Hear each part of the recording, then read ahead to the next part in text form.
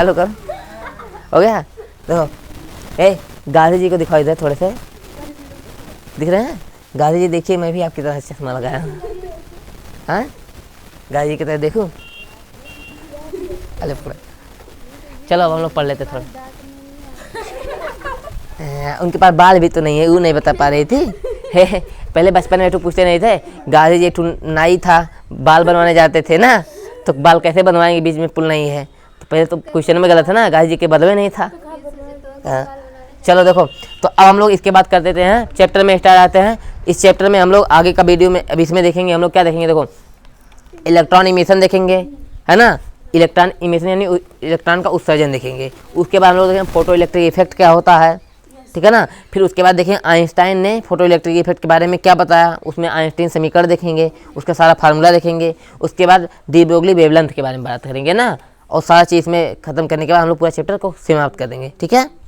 ठीक है, तो अब चलो हम इसको मिटाते हैं। देखो अब देखो, तो जैसे कि इसमें हम लोग जानते हो क्या है, इसमें यह जो इसमें फोटो इलेक्ट्रिक इफेक्ट वाला चैप्टर का नाम कहीं कहीं फोटो इलेक्ट्रिक इफेक्ट चैप्टर का नाम हो जाता है ना, प्रकाश विद्युत प्रभाव, ठीक है। तो इसमें होता क्या हमारा, ये इसमें हम लोग जो वेव है, मतलब जो प्रकाश है, उसका कण प्रकृति का यह व्याख्या करता है। फोटो इलेक्ट्रिक इफेक्ट जो होता है ना, ये कहता है कि जो प्रकाश होता है वो तरंग ना होकर वो कण की तरह से रहता है ना। तो इसी से पता चलता है कि जो प्रकाश होता है तरंग और कण दोनों की तरह से होता है, ठीक है।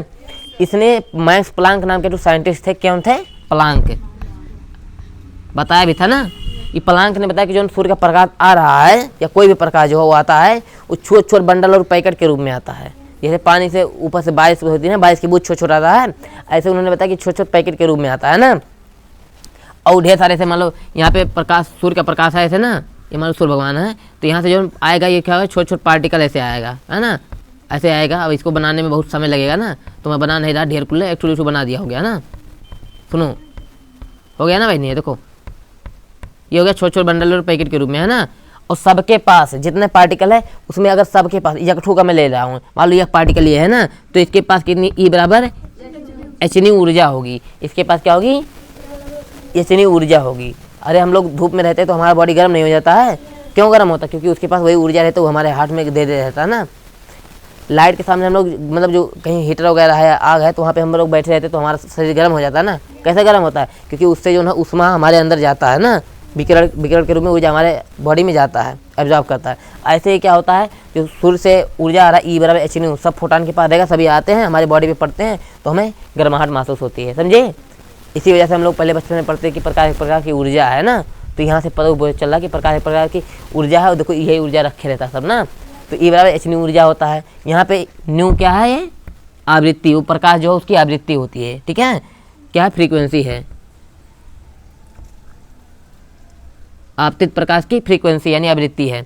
और ये क्या है, एच क्या है, प्लांक कांस्टेंट है, प्लांक कांस्टेंट, वैल्यू पता है कितना होता है, 6.6,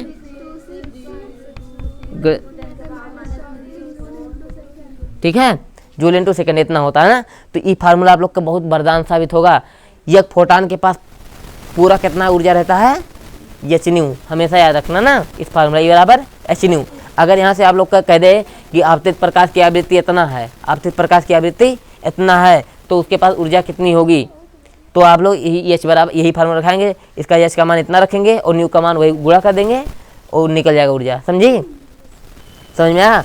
यहाँ पे जो ऊर्जा होता है इसका मात्रक जो होता है ना, इलेक्ट्रॉन वोल्ट में रहता है, जूल में भी होता है और अर्ग में भी होता है ना। ऊर्जा का 3 मात्रक होता है, जूल या फिर अर्ग या फिर इलेक्ट्रॉन वोल्ट, ई भी लिखते हैं ना, इलेक्ट्रॉन वोल्ट। खैर छोड़ो, ये सब हो गया इतना, तो इतना चीज़ जान गए आप लोग।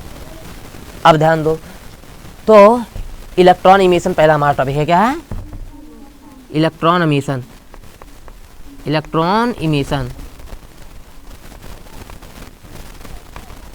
इमिशन हिंदी में बोलेंगे तो इलेक्ट्रॉन उत्सर्जन ना, नहीं लिखता लेकिन ना, जाने रहो, इलेक्ट्रॉन उत्सर्जन।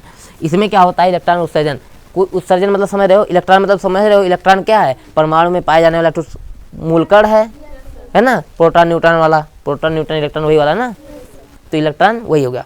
अब जिसपे माइनस आवेश होता है ना, कितना होता है, माइनस का 1.6 × 10 क्या है, -19 कूलाम होता है, जाने रहो, जरूरी नहीं लेकिन यहाँ पे, तो ये चीज़ हो गया। तो इलेक्ट्रॉन वो हो गया। और उत्सर्जन, उत्सर्जन भी तो जानते हैं आप लोग, सब लोग उत्सर्जन जानते हैं ना। उत्सर्जन मतलब अपशिष्ट पदार्थ को निकालना, लेकिन यहाँ पे अपशिष्ट कोनो बात नहीं है, मतलब किसी भी चीज़ को निकालना उत्सर्जन होता है ना। तो इलेक्ट्रॉन उत्सर्जन की बात करते हैं। तो यहाँ पे जानते हो क्या होता है, इलेक्ट्रॉन उत्सर्जन बात करते हैं तो हम लोग इसमें लेते क्या है, कोई धातु लेंगे। क्या लेंगे? कोई धातु लेंगे। कोई धातु रहेगा और ऐसा धातु लेंगे। कोई पूछे ऐसा धातु ही क्यों लेते हैं इलेक्ट्रॉन उत्सर्जन के लिए, तो इसके पीछे कारण है।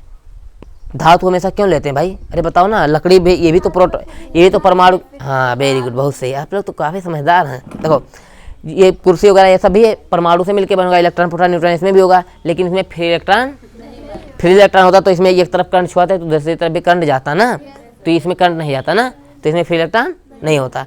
धातु को इसीलिए लेते हैं क्योंकि इसमें फ्री इलेक्ट्रॉन होता है। क्या होता है? फ्री इलेक्ट्रॉन होता है। अब ध्यान दो, इसमें जो फ्री इलेक्ट्रॉन होगा वो धातु के सतह पे रहेगा। कहाँ पे रहेगा? सतह पे रहेगा। अब ध्यान दो, जब यहाँ पे हम लोग प्रकाश आएगा, फोटॉन, ठीक है ना, तो फोटॉन जो होता है ये आता है, इसके पास ऊर्जा होता है और यह क्या करने आता है, इलेक्ट्रॉन को छोड़ाने के लिए, मतलब बाहर निकालने के लिए आता है। क्या करने के लिए आता है? लेकिन उसके पास जो आवृत्ति होगी ये एक ठो निश्चित मात्रा में होनी चाहिए। अगर कम आवृत्ति रहेगा तो वो निकाल नहीं पाएगा, है ना। उसके पास एक निश्चित आवृत्ति की तरंगदैर्घ्य होना चाहिए ना, मतलब सॉरी, एक प्रकाश जो आएगा उधर से उसके पास एक निश्चित आवृत्ति होनी चाहिए या उससे ज़्यादा होनी चाहिए। उससे कम रहेगा तो इससे इलेक्ट्रॉन को नहीं निकालेगा। मान लो उसके पास आवृत्ति बहुत अच्छी अधिक आवृत्ति है ना, तो क्या हुआ, ये इस पर स्ट्राइक करेगा और यक फोटॉन, ध्यान दो बात को, यक फोटॉन जो रहेगा यक इलेक्ट्रॉन को टारगेट करेगा, दूठों को नहीं। यक फोटॉन यक इलेक्ट्रॉन को टारगेट करेगा और इस पे आया और यहाँ से फिर निकाल देगा इलेक्ट्रॉन को। क्या कर देगा? सतह से निकाल देगा। समझी मेरी बात? नहीं समझी? समझ गई होगी शायद। देखो समझो मेरी बात को, E बराबर एच न्यू, ऊर्जा एक फोटॉन के पास रहेगा इससे इलेक्ट्रॉन को निकालने के लिए, ठीक है। देखो अभी इस बात को मैं थोड़ा और आगे एक्सप्लेन करूँगा। आवृत्ति सुनो, आवृत्ति के बारे में जब बता रहा हूँ तो आवृत्ति के दो चीज़ बता दे रहा हूँ। देखो आवृत्ति जो होता है, आवृत्ति इसकी तीव्रता और आवृत्ति, देखो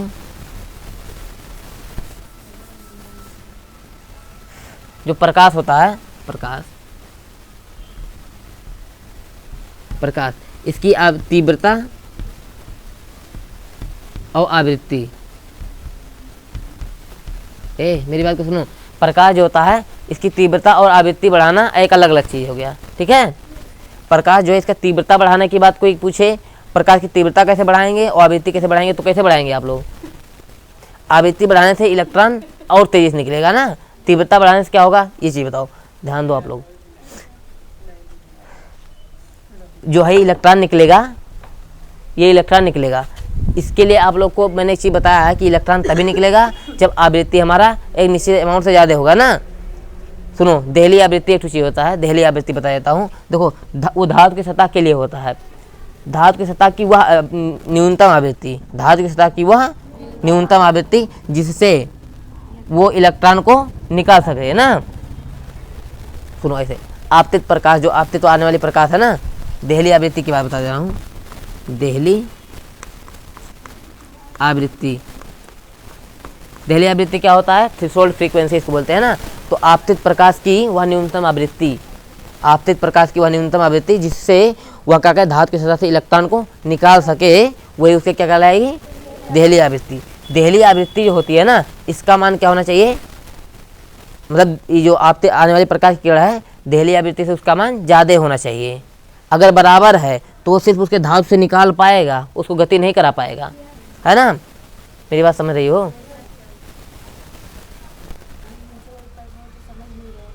सॉरी चलो ठीक है, अब चुप रहो, उसमें आ जाएगा कि नहीं। सबका आवाज़ आता है, थोड़ा थोड़ा आता है, बड़की आई है प्यू, देखा। तो देहली आवृत्ति समझ गई ना। अबे देहली आवृत्ति को न्यू नॉट से प्रदर्शित कहते हैं, किससे कहते हैं। अब देखो तीन केस बन रहा है, न्यू नॉट क्या हो, देखो भाई हमारा वो आपतित प्रकाश है, न्यू आवृत्ति है या आपतित प्रकाश है, इसका मान क्या हो जाए, देहली आवृत्ति के बराबर हो जाए। या तो पहले एक ठो क्या होगा हमारा, पहले दूसरा बताओ, पहले क्या है, ये न्यू नॉट का मान क्या हो जाए हमारा, ये अधिक रहे ना, किससे, न्यू नॉट से। ये देहली आवृत्ति है और ये क्या है, जो आपतित प्रकाश होकर आवृत्ति है। अगर आपतित प्रकाश की आवृत्ति ज़्यादा है, ज़्यादा वाला चिन्ह है, देखो इधर मोटा है ना, है जिधर मोटा रहता है वो ज़्यादा रहता है, नोक है उधर छोटा जगह है तो छोटा है, इसे दिमाग में याद रखिए ना। छोटा बड़ा में कन्फ्यूज हो जाता था मैं भी। तो ये जो इधर ढेर सारा जगह ही है ना, ढेर सारा जगह है तो ये बड़ा है, उधर छोटा जगह ही है थोड़ के तो थोड़ा छोटा है। इसी जिधर नोक होता है वो छोटा होता है। देखो ये ज़्यादा हो गया, या फिर क्या होता है ये क्या रहे इसके बराबर रहे, या फिर क्या रहे ये इससे कम रहे। तीनों केस में बता देता हूँ। जब देहली आवृत्ति का केस होगा ना, ये क्या है आपतित प्रकाश की आवृत्ति है। अब देखो जब आपतित प्रकाश की आवृत्ति ज़्यादा रहेगी तो क्या करेगा, इलेक्ट्रॉन यहाँ पे आएगा, स्ट्राइक करेगा और इसको गति से आराम से निकाल भी ले जाएगा ना। ठीक है, तो यहाँ पे इलेक्ट्रॉन का उत्सर्जन होगा और क्या होगा, ये सतह से निकल के भी चला जाएगा। ठीक है ना, गति भी करेगा, वेरी गुड। और इसमें क्या होगा निकलेगा लेकिन उत्सर्जन नहीं करेगा। इलेक्ट्रॉन, हाँ इलेक्ट्रॉन उत्सर्जन निकलेगा, सतह पर से निकल आएगा, लेकिन मरियल सारेगा मजे मजे ऐसे चलेगा ना। जान पाएगा कि कुछ काइनेटिक एनर्जी नहीं रहेगी उसके पास ना, एनर्जी नहीं रहेगा। ठीक है, तो निकल तो जाएगा, उत्सर्जित तो हो जाएगा लेकिन गति नहीं करेगा। तो इसमें निकलेगा लेकिन गति नहीं करेगा। इसमें क्या होगा, हाँ ना उत्सर्जित होगा ना फिर गति करेगा। क्यों, क्योंकि इसमें अगर हम इसका मान कम कर देंगे तो अभी आगे मैं पढ़ाऊंगा जब आइंस्टीन का इक्वेशन बताऊंगा तो वहाँ पे देखेंगे हम लोग काइनेटिक एनर्जी ऋणात्मक आएगी और गति ऊर्जा कभी ऋणात्मक नहीं हो सकती। अरे शून्य हो जाएगी, बैठा है तो शून्य हो जाएगी, और लेटा हो जाएगा तो ऋणात्मक हो जाएगी, तब वो शून्य रहेगी ना। तो जब गति नहीं करेगा तो शून्य होगा, शून्य से कम हो सकता है गति ऊर्जा नहीं। तो ई वाला केस में शून्य से कम दिखाता, कहता कम शून्य से कम हो जाएगा ना गति ऊर्जा, तो हो ही नहीं सकता। तो यहाँ पे इलेक्ट्रॉन का उत्सर्जन इसमें नहीं होता, इसमें होता है, इसमें भी होता है लेकिन इसमें नहीं होता है। इसमें गति भी करेगा, इसमें गति नहीं करेगा, उत्सर्जित होगा। इतना चीज़ समझे आप लोग। अब इलेक्ट्रॉन इमिशन की बात करते हैं। तो जब देखो इलेक्ट्रॉन इमिशन बहुत प्रकार से होता है, जैसे फील्ड इमिशन होता है, थोड़ा सा जान लो आप लोग। पहले बता देता हूँ फोटो इमिशन क्या होता है ना, प्रकाश इमिशन क्या होता है। देखो जब सूर्य का प्रकाश पड़ा इससे तो इलेक्ट्रॉन इससे उत्सर्जित हो गया, एक निश्चित आवृत्ति का जब प्रकाश इस पर पड़ा तो इससे इलेक्ट्रॉन धातु की सतह से उत्सर्जित हो गया। कौन इस इलेक्ट्रॉन उत्सर्जित होता है, फ्री इलेक्ट्रॉन। जो इसमें फ्री इलेक्ट्रॉन है वही उत्सर्जित होंगे। ठीक है ना, फ्री इलेक्ट्रॉन उत्सर्जित हो गया तो यह क्या कहलाया, इलेक्ट्रॉन उत्सर्जित हुआ तो यह क्या, इलेक्ट्रॉन का उत्सर्जन कहलाया। और प्रकाश के द्वारा हुआ तो प्रकाश उत्सर्जन हो गया। ऐसे उसमें उत्सर्जन तापीय थर्मल इमिशन बोलते हैं ना। जब हम धातु की सतह को गर्म करते हैं तो गर्म करेंगे तो गर्मी के रूप में एनर्जी देगा उसको इलेक्ट्रॉन को ना, और जब इलेक्ट्रॉन गर्म होगा तो भी वो गति करेगा, भागेगा ना, उत्सर्जित होगा इलेक्ट्रॉन, तो वहाँ पे थर्मल इमिशन हो कहलाएगा ना। और उन जो इलेक्ट्रॉन उत्सर्जित हैं उनको थर्मियन बोलते हैं। क्या बोलते हैं, थर्मियन। ऐसे फील्ड इमिशन भी होता है ना। या फिर इलेक्ट्रॉन जैसे इलेक्ट्रॉन पर कैसा आवेश होता है, माइनस का, और जब इलेक्ट्रॉन को धातु की सतह पे खूब तेज मारेंगे, ऐसे गोली दागेंगे ना, तो माइनस वाला खूब तेज गया तो वहाँ पे जो माइनस वाला रहेगा फ्री इलेक्ट्रॉन पर भी माइनस चार्ज होगा ना, तो माइनस के बीच में कौन बल लगेगा, प्रतिकर्षण। तो वो प्रतिकर्षित होकर भाग जाएगा, प्रतिकर्षित होकर भाग जाएगा ना। तो यहाँ से भी उत्सर्जन हो रहा है ना इलेक्ट्रॉन का। ठीक है, ऐसे फील्ड इमिशन भी होता है। तो इस प्रकार से इलेक्ट्रॉन उत्सर्जन हो सकता है। ठीक है, तो हमें प्रकाश उत्सर्जन ही पढ़ना था ना। तो प्रकाश उत्सर्जन समझे, जब एक निश्चित आवृत्ति का प्रकाश धातु की सतह पर पड़ता है तो उसे इलेक्ट्रॉन उत्सर्जित हो जाता है, यह घटना प्रकाश उत्सर्जन कहलाता है। ठीक है, अब देखो प्रकाश उत्सर्जन का प्रकाश वैद्युत प्रभाव हम लोग पढ़ते हैं, क्या करते हैं, है इसमें समझ गए। देहली आवृत्ति एक वह आपतित प्रकाश की वह न्यूनतम आवृत्ति जिससे वह धातु की सतह को उत्सर्जित करा सके, वही क्या कहलाएगी, हमारी देहली आवृत्ति ना। अच्छा हाँ ध्यान दो, आपतित प्रकाश के पास जो ऊर्जा है E बराबर h/nu, इसके टर्म में भी एक बात बताया गया कि वह ऊर्जा होती है कार्यफलन से ज़्यादा होनी चाहिए। क्या होनी चाहिए, कार्यफलन, वर्क फंक्शन एठू चाहिए आता है, वर्क फंक्शन कार्यफलन, वर्क फंक्शन कार्यफलन। ये क्या होता है तो समझो, कार्यफलन ये होता है कि इसको फाई से प्रदर्शित करते हैं, किससे, फाई से, या फिर W0 से भी प्रदर्शित करते कहीं कहीं। तो फाई बराबर होता क्या है, h/0, h/0। यह भी एक प्रकार का ऊर्जा ही है, क्या है, ऊर्जा ही है। यह धातु की सतह के लिए होता है, अलग अलग धातुओं के लिए अलग अलग होता है। ठीक है, जिसके पास अलग अलग धातुओं के लिए क्या होता है, ये अलग अलग होता है कार्यफलन ना। इसमें क्या होगा, अगर आपतित प्रकाश जो है वो आएगा, अरे देखो सिंपल सा बात समझ लो बहनी, न्यू0 यहाँ पे है यश तो कांस्टेंट है। अब न्यू0 का मान, अगर इसका मान इसके है, देखो इसका मान न्यू0 का मान इससे ज़्यादा रहेगा। अरे देखो समझो, समझ रहे मेरी बात को। अगर मैं इसको h यहाँ पे भी रहेगा, h यहाँ पे भी तो रह सकता है, h/0 ना, यही चीज़ तो हो गया। ई का मान हो गया, यही फाई का मान हो गया। अब ध्यान दो, अगर h/nu का मान ज़्यादा रहेगा तो क्या करेगा, गति भी करेगा, और क्या करेगा, उत्सर्जित होगा, गति भी करेगा। इसमें सिर्फ उत्सर्जित होगा, इसमें उत्सर्जित ही नहीं होगा ना इलेक्ट्रॉन। ठीक है ना, तो ये केस होता है इसमें ना। तो अगर कार्यफलन का मान हमारा जो ई से ज़्यादा होगा तो इसीलिए कह सकते हैं ई का मान ज़्यादा होगा फाई से, तो क्या करेगा उत्सर्जित भी होगा और क्या होगा गति भी करेगा। ई का मान क्या हो जाएगा हमारा बराबर होगा फाई के, तो उत्सर्जित होगा लेकिन गति नहीं करेगा, उसके पास गति ऊर्जा नहीं होगी। और ई का मान अगर क्या हो जाए फाई से कम हो जाएगा तो क्या होगा वो उत्सर्जन ही नहीं होगा ना। तो ये वाला कैसे याद रखा कि उत्सर्जित नहीं होगा। यहाँ पे क्या होगा आवृत्ति दहलीय आवृत्ति से कम हो जाती है, पर आपतित प्रकाश की आवृत्ति दहलीय आवृत्ति से कम हो जाती है, तो ये वाला केस बनता है। समझी मेरी बात, कार्यफलन समझी। वह न्यूनतम देखो आपतित प्रकाश की पास जो वह न्यूनतम आवृत्ति ऊर्जा होती है, फोटॉन के पास उपस्थित वह न्यूनतम ऊर्जा जो धातु की सतह से इलेक्ट्रॉन को उत्सर्जित कराने के लिए योग्य होती है, वही क्या कहलाती है हमारी कार्यफलन कहलाती है ना। चलो ठीक है, इतना चाहिए आप लोग समझ गए पूरा पचरा। अब फोटो इलेक्ट्रिक इफेक्ट जान लेते हैं क्या है ना। देखो ये कई मिनट का बना भाई, 15 बंद करके फिर से चालू करो। हाँ बंद करो।